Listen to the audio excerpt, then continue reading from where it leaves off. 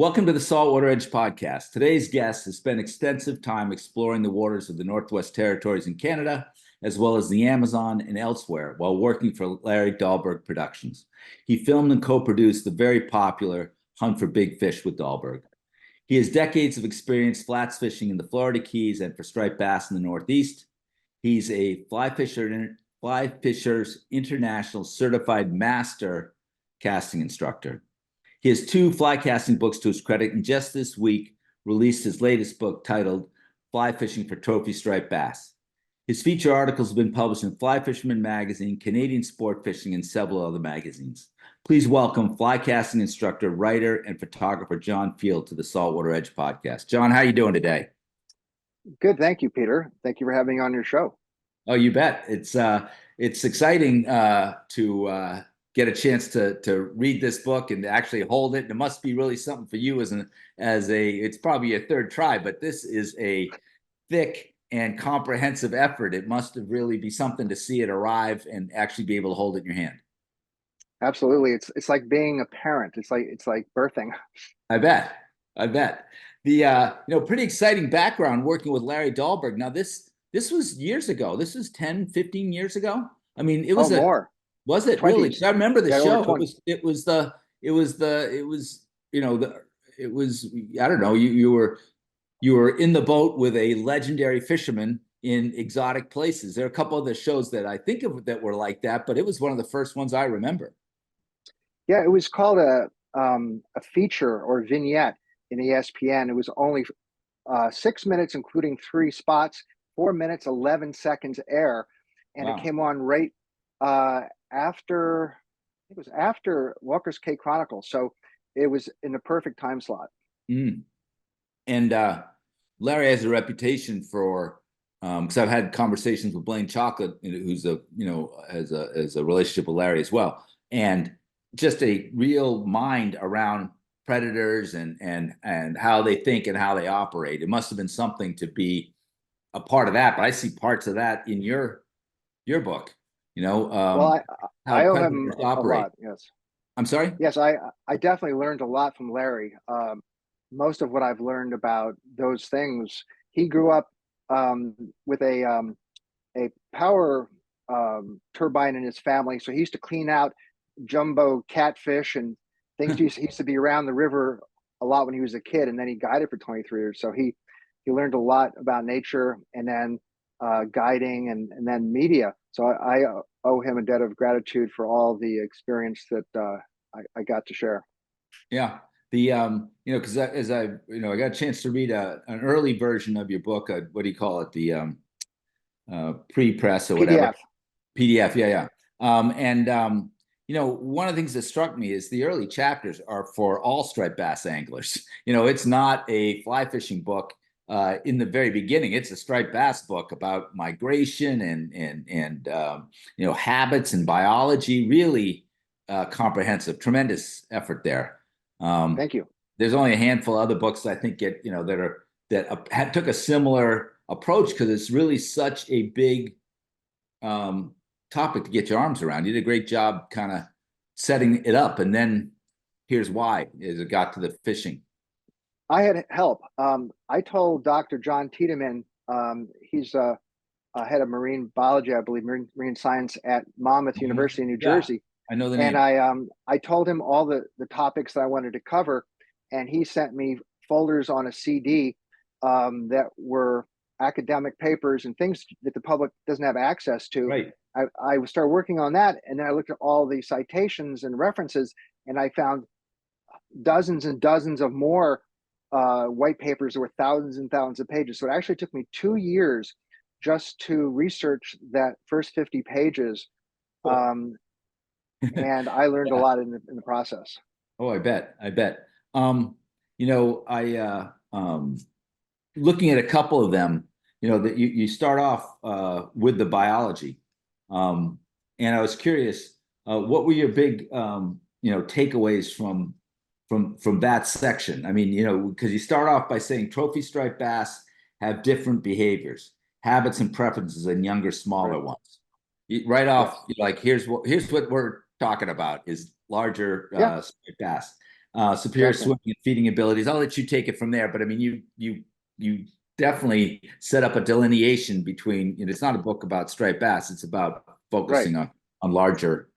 So as it relates to biology, I want to talk a little bit about biology and senses. But if you could, what were the big takeaways for you in the idea of biology? Well, the spawning timing of older bass Hmm. is a little different than the younger ones, and so they'll move out of estuaries earlier. They also have a much higher need for colder water, so that sort of leaves the schoolies behind. Hmm. And their interest is in calories and looking for the fatty foods. So they'll follow them more than the small ones will, because the small fish can't handle the bigger forage. So if you find the bigger forage, you'll find the bigger fish. But I always start, no matter what part of the striper season I'm on, I'm thinking about the spawn timing and then relating the females' movements north Hmm. during the spring and south during the fall, so that I know what I'm targeting. There is overlap, but you look at the weather trends and the water temperatures, and you can pretty much target year after year the front of the progression, and be there. Look for the bait, uh, adjust your location and timing with the weather, and then you can be successful. So it's water temperature and timing, the bait, and also big fish really want to take advantage of their size and their ability to maneuver relative to their forage, and they can maneuver in places that smaller fish can't. So you're looking at wind and tide hitting a reef or something, and as you spin fishermen know, it's some of the gnarliest weather is where the biggest fish are. That's because that's where they have the advantage. The physical advantage, right? Their physical Absolutely. attributes are optimized in that roiling, you know, Yes. ripping water. Sure. Did you just kind of say, and because it's how I heard it, and I'm like, you know what, that I hadn't really thought of it that way. The temperature as they migrate north, they're migrating into cooler temperatures, and then they kind of turn Yeah. around when Yes. it's cool enough to come back down. Yeah. Um, There's some resident fish we see even in the Long Island Sound. There's some that stay behind even in the Chesapeake Bay, but that's not very healthy for them. But mhm, generally, the bigger fish travel the most. That's why Brad Burns and Steve Belfleur used to say back in the '70s they were up on the Kennebec live baiting mhm. 50 pounder, 60 pounders, and he said those were all Chesapeake fish. The Hudson fish generally don't travel as far, but I think with water temperatures rising, they're Yeah. having to move further north anyway. Um, but I think that further north you go, the better the fishing can be in summer, because the water is colder, and you also have some really large tides that refresh the water temperature. If you have a 10-foot tide in Casco Bay, Good point. that's a lot better than 3 feet in Cape Cod. Right. Good You point. know, Good point. it can get And it can get you hot in some of always them. you always it's just by when you're releasing a fish and you feel the water temperature, whether you're on the beach or in a boat, you're like Mhm. that it's good, healthy water. And your point is they're in that water working their way north. And Yeah. I hadn't really associated more with bait, but it's actually water temperature is a factor there too, for sure. That's Yeah, interesting. they definitely have a need for colder water. The Yeah. larger the fish, the colder the water. And colder, more oxygenated, right? Yes. Yeah, yeah. Um, we talk about the physical characteristics. The ones I think of, would be vision, um, and smell, taste, and quote hearing. And I'd be curious. I know Jerry Audette, and he did a very interesting version of his surf scenarios this winter around vision. And I guess there's how fish see. I mean, or how striped bass in particular see. What a difficult thing to ascertain, right? Because you can't ask them. And I Right. guess you count rods or something. What is it? Can you give us a short course on those couple of senses and how it makes the large fish operate? Mhm. Well, I think that because the water density that sound travels the fastest, Hmm. and also if if there are fish oils in the water, they'll definitely taste that without having to hear or see. They hear things first, I think, and then the vision is mainly, in dark situations, mainly for close up. But they're already targeting because of lateral line uh, sensory, and they know pretty much what it is. So when I design a fly or pick a lure or something, Yeah. it'll be the displacement and uh, size and its movement, and then any mechanical sounds. I think that helps them key in on. I think that I mentioned in the book that rattles, you can't go wrong with rattles because there are several um, baits forages that they consume that make noise, and it helps them key in on it. Yeah, I remember. I think we may even had a conversation. Greg Myerson has a lure or a sinker that clacks, right? Yes. Yeah, and so I imitate a scup or something. I don't even remember, but it's something No, like those big bodied, it's the lobster.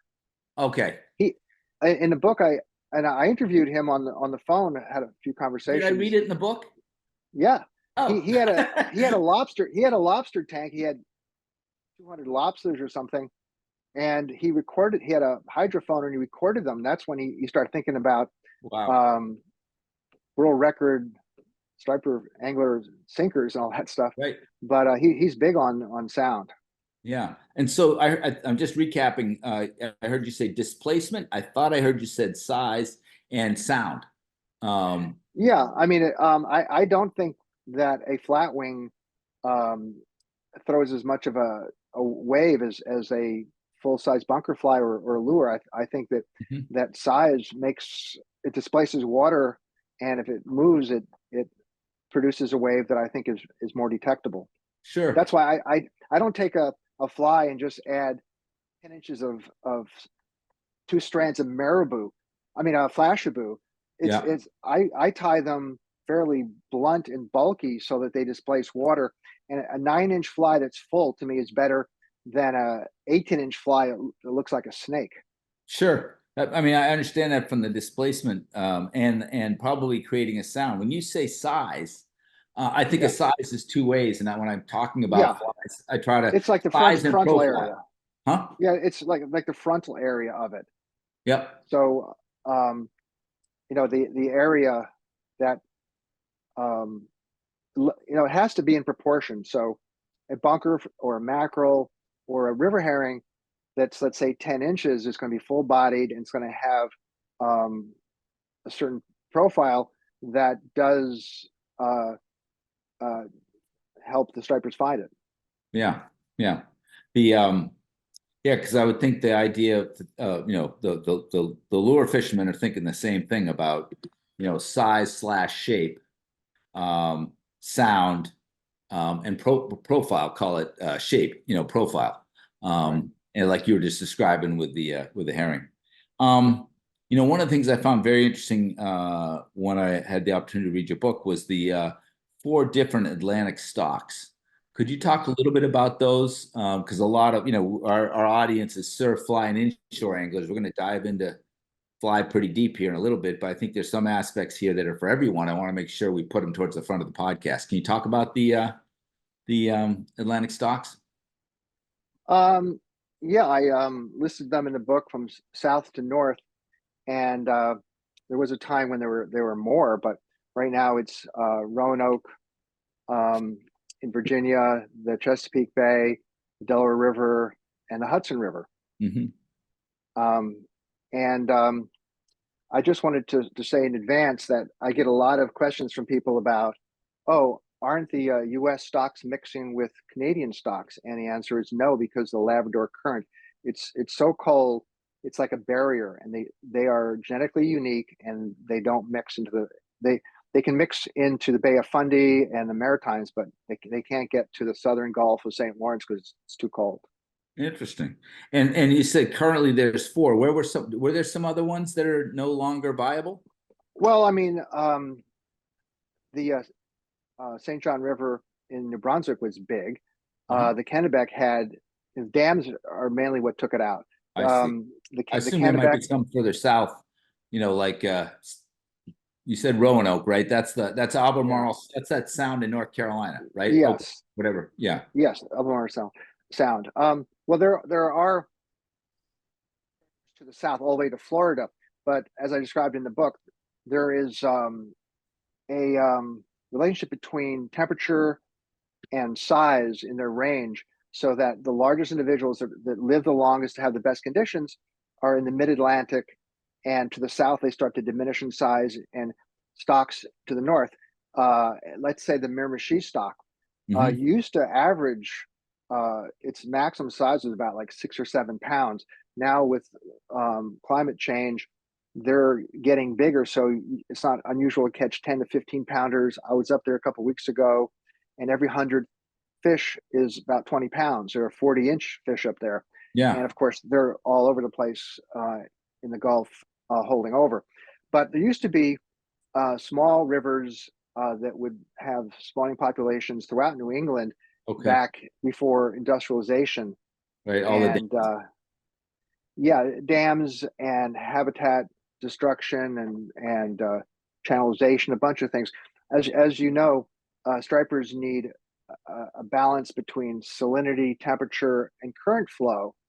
Um, Otherwise, it just doesn't work. yeah. The Yeah, I had occasion to fish Canada last August and was uh just happily, the fishing was great and we caught my buddy Craig caught one of those big ones. And but we had a good run of very um solid fish, many above our slot, and Mhm. up to 36, 8 inches, good, really good fish. And but I also was fun to see a population where we were catching all of the sizes. You know what I mean? It wasn't like Right. here where there's We some have each missing size you just don't see. we have missing year classes Right. because of precipitation fluctuations, mainly in the Chesapeake. Then that's compromised the salinity at the time to spawn. Yeah, because it used to be. And flow, the rate of dispersal I see. Oh, of the eggs. Yeah. of the So larvae. of what? They won't live if they sink in the mud, so they've got to flow out.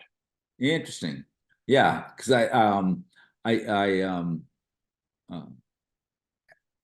well, I guess I'm losing my train of thought on that, but it was, one of the things that striped bass do to preserve their species is they spawn, over a couple of moons in waves, so there's a little bit, no, I thought No. there's, I thought that like in the Chesapeake Bay, there's different rivers and it's not all on one night.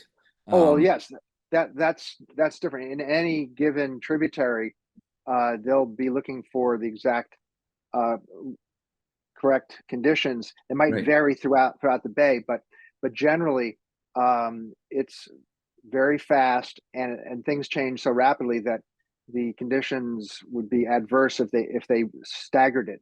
It's Got it. not like a steelhead run. They Yeah. just can't do that.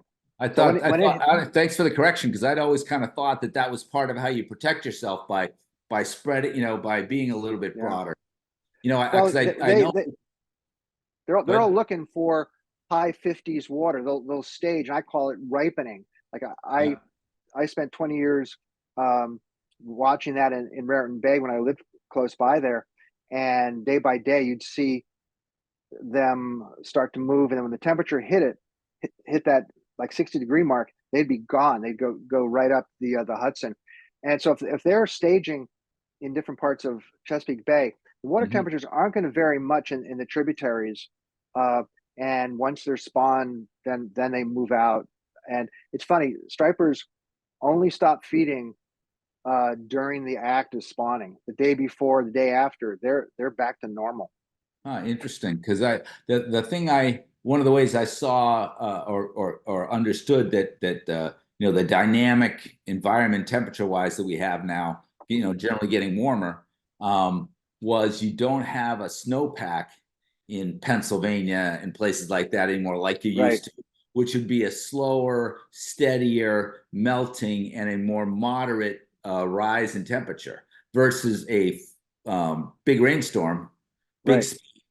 dirty, Yes. lots of fresh water, kind of Yeah. bugs up the process. Yeah. Yeah, absolutely. You're right on Okay. that one. Also, back to staggering. I think Yeah. that having uh, spawning rivers from south to north is what preserves the species because of the Oh, spawning good point. timing difference Yeah. between Chesapeake and Delaware and the Hudson. So that's really where you get the stagger. That's a yeah, yeah, good. Thank you. Thanks for the correction there. Um, I would encourage it. Is it just would part of this book that you do on bait and on the 50 flies and all that is really the photography, the descriptions, the people you're talking with as you put this together. It's really just tremendous. I mean, I'm a big fan. I encourage anybody to pick this up, but I was particularly impressed how these first chapters around biology and stock, the different stocks and all that are really for anyone with a passion for striped bass. This is a tremendous resource. You did great work, and I Thank was you. surprised. You said what was it, a couple of years to get the first 50 pages done, right? Yeah, Because 2 years. that's a heavy lift. That's a heavy lift for sure. Yeah, and the actual references for the biology was 5,300 words, and instead of wasting paper, I put a QR code at the end. So I if saw it. you shoot that, it'll go to my website, and you can look up all the papers. Excellent, excellent. And for any fly junkie or anyone who's into just the creative expression, there's some tremendous flies in here by the very best fly tires around, and some I wasn't familiar with. So it's always fun to kind of see something new. So I'd encourage people to take a look at all of that. Um, the so the other thing I want to kind of take a throw open to you was in my experience at the saltwater edge and talking with anglers along the coast, often you open up fly boxes and there's a lot of similarity, a lot of clousers, maybe going from small to medium to half and halves, or deceivers, and a lot of similarities in olive and white and a couple of colors, but it's not a very varied selection. There's a lot of symmetry in it in a lot of cases. And owning the saltwater edge as I do and being a surf caster as well, and the beauty of doing what I do is I get to talk to some of the very best fly guys around, like you, and some of the very best surf guys around. And I see, and I can live or observe the differences, right? And that surf caster's got a bag with 3 tubes, and so Yeah. his choices are limited. Fly boxes look like the kitchen sink a lot of times, and they're going to have. If I was going to generalize, they think about bone for colors, bone, um, blurple, black, purple, and something bright, be that chartreuse or yellow or something like that. But Mm-hmm. generally 3 colors, and then there's more focus on profile and where in the water column. And I think the fly guy, and I saw in your book, you showed a lot of different ways to cover those bases maybe a little bit more thoroughly than fly guys typically do. And surf guys, that's their jam. That's what they're thinking about, is something for the surface, something down, a swimmer that's down a few feet, a darter that's down even more, and a bucktail jig. And they're covering the water column. They might leave some of those at home on a given night, given the conditions, but it's more varied and more prepared to cover a water column. For the fly guy, I go out with a 9-weight intermediate and a 10-weight with a 350 on it, so I can. That's part of a trade-off we have to make with a fly rod is you have to change the line, not the lure. But I was curious if in the preparation for this book and the variety of conversations that you've had, if you see some of the more successful guys who target bigger bass, maybe share a perspective that might resemble some of those surf guys with thinking about water column and just a handful of colors and a real task for each selection, if you will. It's in there for a reason. Yeah. Well, we depend more upon sight than lure fishermen.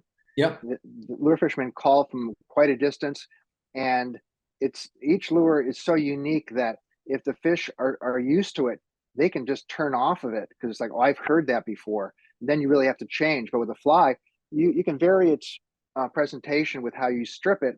And yes, you do change depth with the different lines, and also how long you let it sink. There's a lot of Mhm. that counting down. You can also weight flies.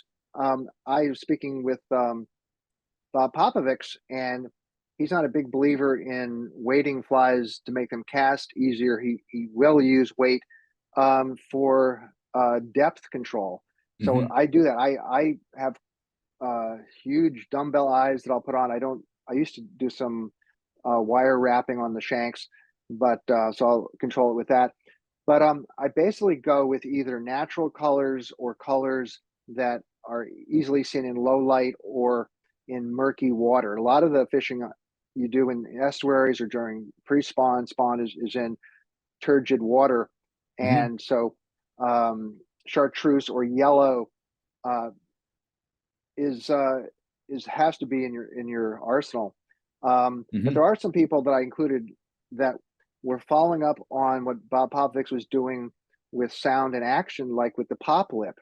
So Mhm. combining an eel fly with a pop lip, like Ben Wally did, or rattles and so forth. We're trying to um, expand the different ways that a fly can attract stripers with sound and splat, sound, mechanical sound like a rattle, or on the surface splashing. um Charlie Bisharat out on the West Coast, there's a lot of Right. innovation on the West Coast, and I'm always trying Pole to cross dancer. pollinate. Yeah, and so that one is a walk the dog lure, I mean fly that emulates a spook or other ones, or a Mhm. dock. So that's what I'm looking for, is something that is more attractive, that has size, and that we can throw. Yeah. Yeah. Yep. The I made a note to myself because I don't do much of it. The counting down. Uh, Yes. Good one. Because I don't do very much of it. I either pick up the 350 when I'm thinking down, or I throw the intermediate and immediately go to work. And you could Yeah. throw the intermediate and count to 10 and change the level that you're fishing at. Yeah. Yeah. We do that in western reservoirs like St. Louis Reservoir, Hmm. St. Louis Reservoir. Um, Very typical. You count down there because there's no current, Right. and Right. it's deep. Yeah. The so I've heard um there's you have 50 flies in the book. Yes. I can't I have to flip to look, but what would you call it? 50 best or something? There was some list that you created. What'd you call it in the book? Um, Two then. the 50 flies was actually my editor's idea. 50 flies Um, for trophy striped bass. that's Yeah. logical. Yes, that makes sense. And the photography there is just tremendous. Tremendous. Anything you would any connective tissue between those 50 flies? I mean, I've heard you talk about, and maybe they're just different points of emphasis around displacement or size or sound, Yeah. or is that fair? Yeah, and as you know, I have investigated the origins of materials and development of patterns over the years, Hmm. and now I'm using flies that cast easy, that are big, that can cast easily or with less strain, Yep. and that move more. So shanked, game changers, and flies on extensions, the beast. My Yep. go-to fly is a beast. Yep. What size? It's You get enough out of an probably a 8-inch foot. version, or do you think 12, the bigger the better?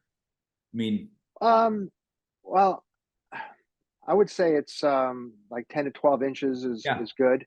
Yeah. As I said, I see people who might have an 8-inch fly, that alkaline age fly, and then they've got 8 inches of a trailing little bit of material. They think that that's a 14, 16-inch fly.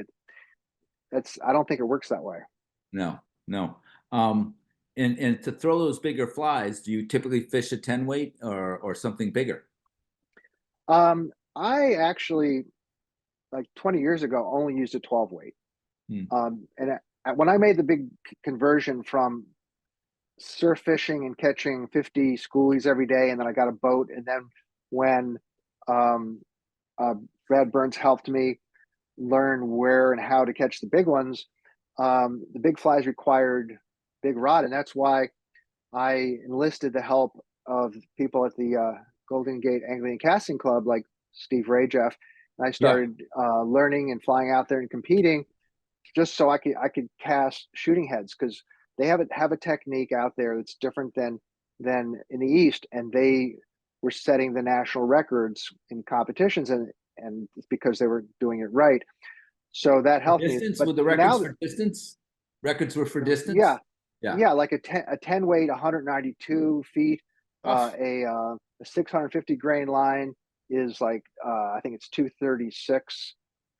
That's without any weight. It's just a size 16 like dry fly on it. So you yeah. really have to be perfect in your technique. And then the last couple of years, I started tying beasts and lightening up the flies, even though they're the same size. And I didn't want to write articles and advocate that people use 12 weights, because it's tough to do. Hmm. So 11 weight is my big fly rod. You can cast a lot of those on 10 weights. Um, there, so I would say that 10 is a good average. If you have problems with a 10 weight because of wind resistance, um, then go to an 11. Hmm. It's Yeah. it's as I was listening to you, I realized that your the solve to how do you throw a big fly. Um, One of them is, like you said, you move to the beast with the way it's rather sparse, but creates that big profile. Right. But also the casting mechanics. Absolutely. I Yes. mean, you wrote two books, right? I want to go there. I want Yes. to talk a bit about that because I Yeah. mean, I think when people struggle, um, and I know I'm talking to a master certified, but I'll just say what I've got in my head and look for your feedback and correction, right? But I would say it takes a lot less, um, uh, not discipline, but mechanics, proper mechanics to throw a trout fly 30 feet. You have to be a lot more disciplined and more precise in your technique to throw a deceiver 60 feet, because you have to be more disciplined in the load and the unload and all that.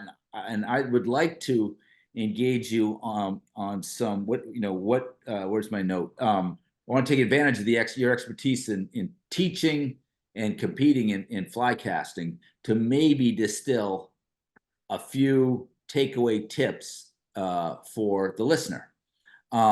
Because when I've taught, and I would love to go watch you teach or get taught by you, because I know there's so many pieces along the way. But it's been my experience that you get proficient or reasonably good at good rod stops, you get some chunk of distance, then you learn to haul more efficiently, and you'll add to that. But they're bricks that you add, is Absolutely. that fair? Yeah. Okay. So Yep. I might choose different words, and I know that one of the things from the say it correctly, Fly Fishers International, is they have a very disciplined curriculum and protocol for teaching and creating those bricks and making sure that there's no gaps, right? And so if you were look at over your career of teaching and the clinics and all this other kind of stuff, what would be a couple of observations you have that you think might help most saltwater fly casters? Well, most saltwater fly casters don't have good loop control to start with. when I teach like an 8-week course on sight fishing or something, I'll first start off with loop control. Hmm. If you can't carry the head, let's say, or cast 40 feet and have a tight loop, then there's no point in going further. You really have to work on their understanding of how to narrow that down to make it more aerodynamic. Um, and then once you can carry the head, then double hauling, and then using the body. A lot of people don't use their body at all. They're rigid. Hmm. When you move your body, you are also moving the tackle in the direction of the cast, and that momentum is accumulative. So I'll use my core, my legs, core, and upper body, and it can look very fluid, and it might look easy, Right. and it can be easy, but it has to be smooth. Most people throw a wide loop, they rush, they don't have good timing, and it's very inefficient, and they don't cast very far. And uh, one tool that a friend of mine showed me recently, for a quick fix, was to Hmm. use an iPad set on selfie, set it up on a tripod. So if it's 5 feet away, let's say, a caster can look at their stops and their Yeah. stroke and correct it in real time. So if you tell someone don't bend your wrist back, and they can see that they're doing that, then they can self correct. So that's a little tool we have in our toolbox to help. There are a lot of things. Everybody learns in a different way, and Mm. at FFI, they have posted some videos, but the curriculum is extremely uh, diverse. All teachers have a different way of doing everything, or different order. So I wouldn't say that it's consolidated into one curriculum like a university. Yeah. If you take a lesson, I've worked with other instructors and listened to them teach someone, and there's a huge difference. And there's even sometimes uh, arguments amongst instructors on what they're saying and what they're doing. And the bottom line is, when you tell a new student something, um, as an instruction for casting, they're going to take it literally. So you have to be very careful about what you say to them. Words. Yeah, your words. Yeah, Hmm. yeah. Semantics are important. So and um, so I would say that working on elements as bricks, as you said, it's all additive, and you can add distance. Um, there's about three levels of energy in a cast. It could be underpowered, it could be correct, or it could be overpowered. And if you overpower a cast, what Yeah. happens is um, you will corrupt the mechanics. Tracking is very important. It's probably the first thing that Tim Ray Jeff taught me, before I worked with his brother Steve. That if you're doing the 10 weight shooting head competition, that if you have any error in tracking, Hmm. that loop will fail, and it'll just land in a heap. So no matter how far you move your hand behind you, no matter how long your stroke is, you have to Yeah. use a compound motion. There's three joints: wrist, elbow, and shoulder, and you have to compensate for the rotation of your body and for the articulation of your joints, so that your hand moves in a straight line, and you don't turn your wrist during the cast. If you start off looking at your hand, and the perspective changes at your back stop, you're now looking at the side of your hand. Your Yeah. rod tip Got is a not an plane. extension of your radius and ulna. It's not on the Yeah. same axis. When you're holding the handle, it's almost on a 45-degree angle. So if you rotate your wrist, the tip Yeah. will be moving all over the place. So tracking is the first thing, and tight loop tracking. That's just making the stroke have the possibility of succeeding, Yeah. and it takes I time. really. I see people also, when you move your body, you're moving you want to move your body away from your target and towards your target, and if you um, rotate your hips back and then on the forward stroke, rotate, and also your upper body, and then reverse that. You can't be twisting. You can actually rotate your whole skeleton, and your hand stays in a straight line, and you've moved your rod like 10 feet more than you would have if you stood upright. When That I makes that cast go. I use I've used the video and then show people the slow motion of it when I teach. And Right. one of the shots I like to take is the straight on, because you'll Oh, see sure. hip rotation in someone who's a tennis player. I mean, I'm talking about beginning people, Yeah. right? They think, that hip rotation is part of the, like, throwing or hitting a tennis ball, Right. and that rod tip is all over as a result. Right. Really And some interesting. people also people follow through to the, Yeah. like, if they're throwing a foot, as if they're throwing a football. So you have to end straight also. Yeah, so and it's very takeaway for me is, I was fishing with a guy earlier this week who would have benefited from practice, and we're on the water already. But the one thing I'm very true, like you said about the words, what is the idea I want to put in his head? We're going to have a good time, but if we're, how are we going to get 10 more feet out of today, and we're already on the water fishing. So, and I didn't start with the loop. I started with the stops, but my point is, But that'll help the loop. yeah, but I think the loop's a better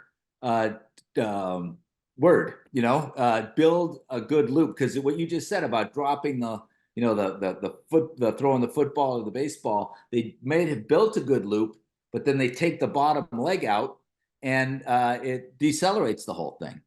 Right. As you know, the goal is to throw a cast with parallel legs. Yeah. Legs are the two components: the line from the rod tip to the front of the loop, and from the point of the loop to the fly. And if they're twisted in any way, it's not going to be aerodynamic, and the energy is not going to go towards your target. It's going to deviate, and Yeah. it's going to fail. It's I have a joke that I tell at my schools, or when I do the teaching, and it's the expression that most people say, nothing good happens after midnight, right? And I would say that really nothing good happens after a bad backcast, right? If you can't set up the Right. backcast, the rest of it's already in That's right. trouble. There are two casts, and the back cast is the setup for the forward cast. Yeah. Can't be slack in it, and also Right. it has to be 180 degrees away from your forward cast. Yeah. My other suggestion I make to people to help them, because I see the trout guy stares at his target and doesn't look at his back cast. The saltwater guy opens up his hips maybe a little bit, more of an open stance, or whatever, how you want to describe that. But to be more aware and take in the data from your back cast, right? That's when the rod unloads and you wait, then you come forward. If you don't watch, you're often coming forward with an unloaded rod while the line's still traveling back, right? That's a way to learn timing, I think, to watch the rod itself. What are your thoughts on that? Yes, on the lawn, but I don't Yeah. recommend doing it while you're fishing, because you should be concentrating on the fish. But I think a lot of saltwater guys look at it because they know that if they don't, they may get hit by it. Yeah, true too. It's self preservation. True too. Or with the clousers, they'll take the water or catch the beach or something. So they're being more careful where the fly is. There's more Yeah. consequences. Yeah, good point. Good point. Um, the so I think I heard you say you fish a lot of beast flies and some maybe 10 and 11 weights. True, same from the beach as from a boat for you? I know you do some boat fishing as well. I mainly boat fish now. 99.9%. When I first started, I only beach fished, and it was tough getting on the big fish, so I decided to get a boat. And then my locations for fishing have really changed over the years, and it's everything. The whole baseline is shifting. But yeah, even back then, I was throwing fairly large flies and trying to glean out the bigger fish. I'll even do that if there's bay anchovies. I'll throw a bunker fly Right. and a sinking line, trying to get some fish that are mixed in with the schoolies are usually present on the anchovies. Yeah, I'll mainly use a 10 weight for gurglers and for sand eels and smaller flies. But when it's bunker and river herring, squid, I'm in the 11, 12 class because yeah. of bigger flies. Um, I think of the uh, conditions where the fly rod can be a real tool. Um, I've had Tony Stetsko, who's a legendary surfcaster on the Outer Cape, Crazy Alberto, who developed the tactical anglers, some other stuff, and Steve McKenna, who's a legend here in Rhode Island, who developed the way to rig a sluggo as an eel. But all of them, at one time or another, said if the bait's small, if they're feeding in flow, if they're in the wash, or if they're going to get a long look at it, like on a flat, I want a fly rod. It's a better tool in their mind than their surf gear to imitate in those situations, And what I see you in your book doing is you're really helping people understand what mindset shift they need to think more like a lure fisherman, a surf caster, or even boat guy too. But I mean Yeah. a lure. And I think that's really interesting. I think of the fly rod and the conditions where it's most useful is something 60 to 80 feet away or so. And I'm looking for your feedback on this. Maybe depth to. I don't try to fish water much deeper than maybe 15 or 20 feet. If the water's deeper, but I'm looking for the hump that's there. I'm trying to fish the hump, not the 40-foot water that the boat might be in.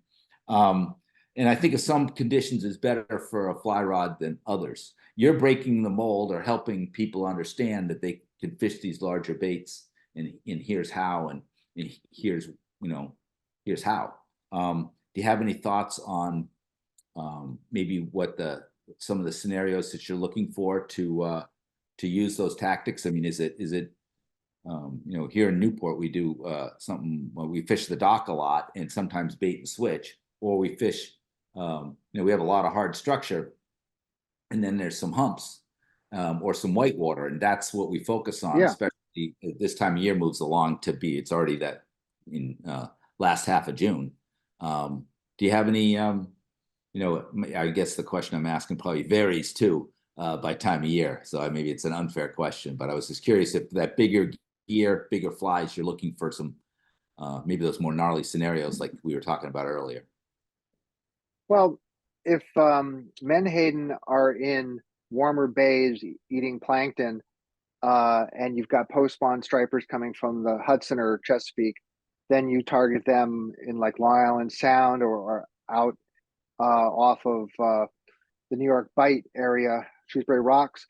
But when you look more north where there's more structure, May for me is a time when I can find big stripers on rips in New England. And there used to be a lot of baby herring around, but I haven't seen that in a long while.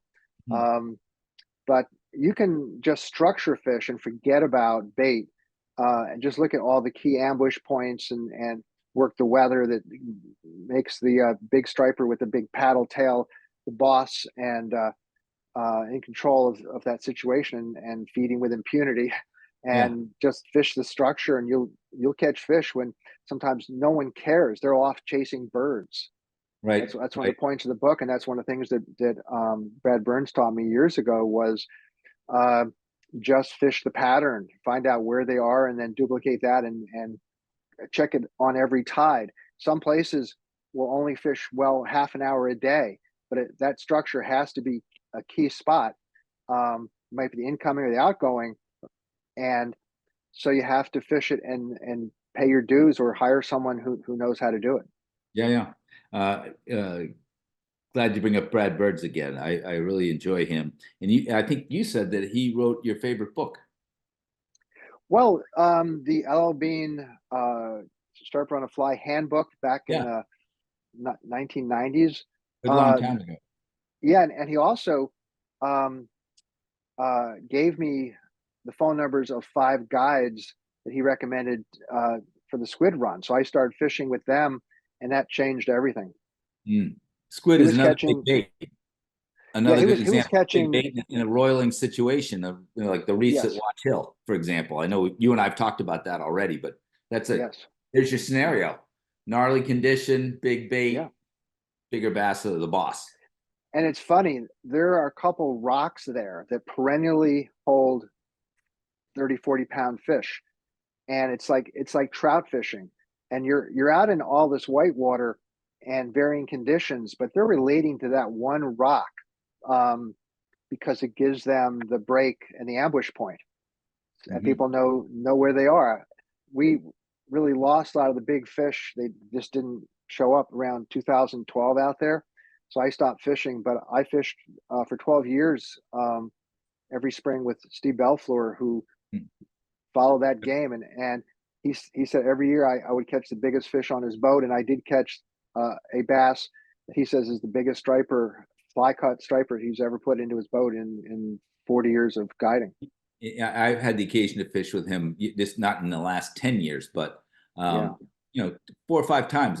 What a knowledgeable guy, what a nice guy, what a beautiful office he has, between Watch Hill and Fisher's Island and all of that. Tremendous, yep. tremendous. Um, uh, Wanted to fit this in, so I'll ask you here a couple things.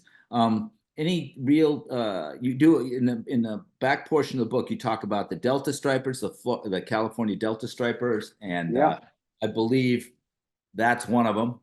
yes, And then the Canadian stripers, which I think we already hit on, and I've had a good time up there. I'd recommend that to people. And then the reservoirs and rivers. Maybe if you could, a little bit of what makes the Delta and maybe secondarily the reservoirs different than what we know here in the East. well, they're more dependent on freshwater species.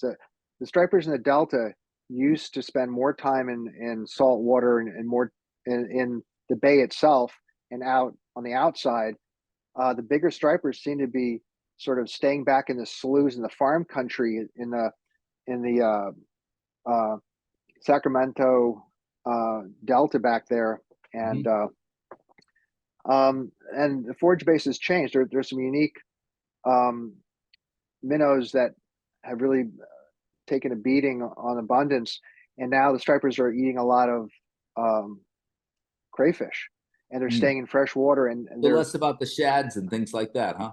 yeah, there were four of them, I put in the book that aren't doing very well. And they used to be the forage base, so they've had to shift, and they're in the same water that you'd be fishing largemouth bass and stripers in the same place, and it looks like an impoundment in Texas somewhere. Right. You know, Wow. so things have changed, but there aren't that many fish, but you can target big ones there. The more population, the more agricultural irrigation, the less freshwater, and the freshwater is what they need for reproduction and for normal habitat. Yeah, good point. Like they do in the Chesapeake Bay, that's that salinity Yes. Oh, yeah, freshwater mix. Yeah, yeah. interesting. So And the funny thing about the southern reservoirs is a yeah. lot of times the forage base is hatchery trout.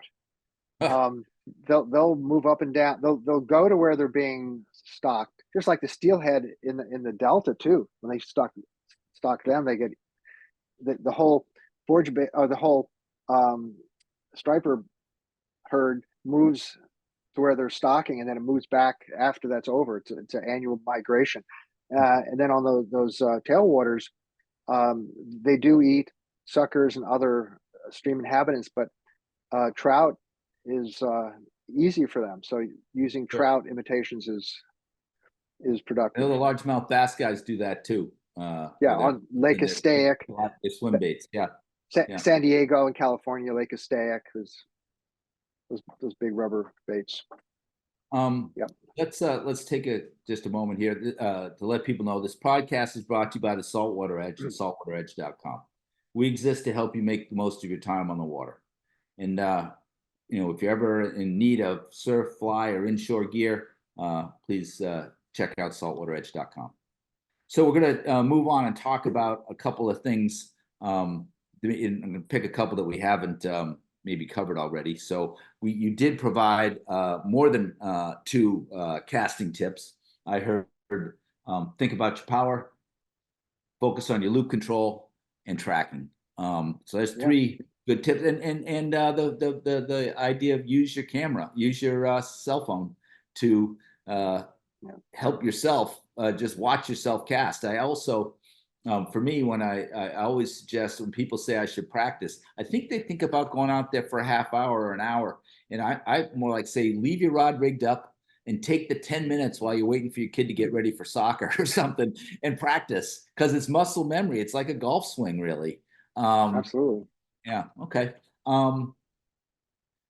So one of the things I'd ask you, what are 2 resources that you find that you make good use of as you think about targeting trophy striped bass on a fly? What are 2? Well, I would say just keeping track of annual weather changes and establishing sort of a baseline. But for example, the map from On the Water Mm-hmm. is I took a shot of it and put it in the book, um, because I'm starting to follow different stocks north, and I want to know where they are relative to the water temperatures. But I'll even go and find those water temperatures online if possible Mm-hmm. before I make a trip, and look at precipitation and river CFS flows and things like that. Yeah. So water Yeah, temperature, and yeah. relating that back to what I think you said early on is that the bigger fish are often following bait. Oh, absolutely. So that's optimum water temperature. They're alive in that water that's still a little cool, right? They're Oh, yeah. Well, I generally um, think that about 46 is when things start to slow down in terms of activity. Mhm. Um, and 52 is usually like sort of a sweet spot.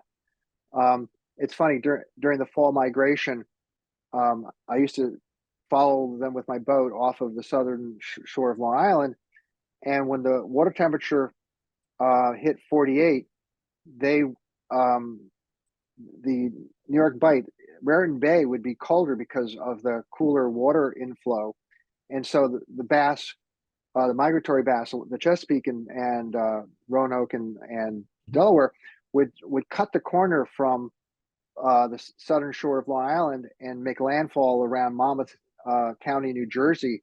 So I'd move my boat from Long Island and start putting in further south. But they would cut the corner because it was just too cold, and then you could extend your season a whole month going down towards southern New Jersey. So Sure. temperature makes a big difference, and in the springtime, it warms up faster than the ocean, the shallow water does, and the rivers are warmer. So bait and stripers in pre-spawn mode will be there, and then it takes a while for the water to warm up. Once it warms up, then they start moving north. Um, the Hudson fish will sometimes move south initially, and some years stay into July, but generally they're moving north, and so is the bunker. But I think the Chesapeake fish, they move and go right past, and of course they're going through the Cape Cod Canal and trying to make way. Yeah. The uh I think it's very interesting that you can, and what a creative idea to think about the water temperature. If you're willing to travel to fish, which you are, um, putting that in your calculus, Yeah, interesting. and in August, go north. Yeah, yeah, absolutely. I mean, yeah, if you live here or Newport like I do, um, your fishing shifts from daytime to night, Right. to right at the same time. But there's another way to solve that is to move north, and yeah, good one. Excellent. Um, so if you had 2 flies, um, for targeting trophy striped bass. One of them's a beast, Mhm. I've heard you say. Yep. But and I'll give you 2 more if you want. But if someone wants to change their approach, and that's what I think your book has done such a great job of, is really helping people think about what are the changes they need to make beyond the 9 weight. And I'm harshing on something, I'm gonna just to illustrate a point, 9 weight intermediate and a clouser, right? If they're gonna come off of that, Right. to give their chance a better chance of targeting a large striped bass. You mentioned that the 10 to 12 inch or 10-inch beast fly. What are two other flies you would want to make sure that you'd suggest they might start with? I often go out with my friend Captain Michael Platt, and Sure, I'm good man. usually armed. I'm usually armed with my beast fly, and the other one's going to be either uh, an offshore banger that's tied as a tube fly, Wow. um, or a pole dancer, or a really big gurgler, but usually a surface fly. Yeah. Interesting. Because if there's a ton of bait, I've got to make some commotion to pull them off of that, point them in the right direction. That pole dancer, I remember when those things first came out. I used to travel a lot for business, so I was in San Francisco, and that's where I first grabbed one. This is a long time ago, but I have to say I don't know that I got any now, but I think given what we've talked about, I'm going to have to go chase a couple down, maybe bring them into the shop. Let me ask you a question that I ask every guest, and I don't tell them in advance. And that would be if you had one more day to fish, where would you fish and what would you be fishing for? Well, I do have one more day. I'm getting on a plane tomorrow morning to go for the first time to Alaska for leopard rainbows. So That might be it. that might be it. Yeah, that's great. That's great. The I've seen some people really wrestle with that question. Is there anything you want to tell the audience that we haven't covered? Um, well, there's a lot we haven't covered. Right. It's just a matter of priority. What's the best bang for your buck? But I think just doing your homework. If I'm a really dedicated angler, I've dedicated my life to fly fishing, so it's nothing for me to travel or to read or to inquire. So getting help from the best people going to the best places that you can fish, and having an open mind and learning new things, whether it's tying, casting, science, Mhm. you'll get more out of it. I I guess would it's also, I would say, for just knowing your work experience, that there's got to be some benefit from those pike up north and the other stuff you've done in your past, right? You must pull that yeah. into. Well, there was a formula we used to go by on the beginning of our week shooting hunt for big fish. Larry would always want to find out what's the local live bait, and he'd try to catch it or buy it or Mhm. and be successful. Then we had sponsors, so he'd want to use hard baits, whether it was Normark, Rapalas, and we'd be successful on those lures. He'd sometimes pull out something that was different, that was metal or something. And then if we had time, then we'd shoot another show. So we'd shoot like three shows. The last one, the hardest way to do it was going to be on fly, generally in a tropical place or solar place. So the idea of transposing live bait to hard lures, that's what people have done for decades in the Northeast. And then taking those hard baits and trying to transpose those into feathers and artificial materials and hair and so forth, so that you can be successful on all species, and not be limited in the way you think about it. Mhm. Mhm. Well, Be a hunter. yes, and so if people want to know, learn more about you, where can they go to find out more about you? Um, my website is fieldflyfishing.com. Mhm. I'm Field Fly Fishing on Instagram and John Field on Facebook. And my books speak for themselves. But this book is sort of as Captain Jeff Northrop said, he brought up the right word. He said, "This is my magnum opus," because it's it covers about four different things that I've already done in pieces. I've done features on stripers, two of them for Fly Fisherman magazine, and learned about it. So I've put my experience into one place. I don't know what the next book is. I am working on a bunch of essays. There are some casting things that I'm writing now for a magazine, but social, my website, and my books. Yeah. The and I would encourage people to take a look at the what was it, Finesse? What was the fly casting book title? Fly casting finesse. It was okay, yeah, because I have that upstairs Yeah. in my And the photography in there is tremendous. It's a picture's worth 1,000 words. It sure delivered. Some by Brian O'Keefe, by me, my wife, and a couple others. And it's funny, the name of that book isn't about using a 2-weight and a midge. It's also Right. about using a 12-weight and the finesse of using the right control of the rod and the tracking and all the subtle things and not overpowering it, being smooth. It's like Tai Chi. When you see someone cast far who's really, really good, it's like you look at him and say, how is he doing that? It looks like he's hardly moving Right. Right. because it's just so, it's like a golf swing. It's so fluid. It doesn't look like they're straining. Yeah, it might be Tiger Woods' golf swing too. I mean, you really got to be very good. There's Yes, the golf yes. swings out there, right? It's all relative. Well, excellent. I would encourage people to pick up Fly Fishing for Trophy Striped Bass, John Field's book. It's a big read, loaded with science, with references.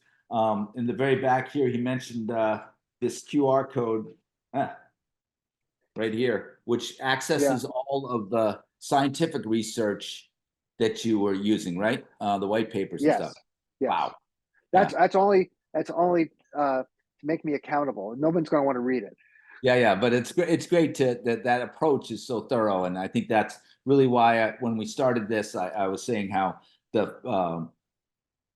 a lot of very, very good fly fishing information in here for sure, but the portions that deal with striped bass, biology, and all that are absolutely excellent and useful to anyone who fishes for striped bass, not just the fly rodder. So great job, John.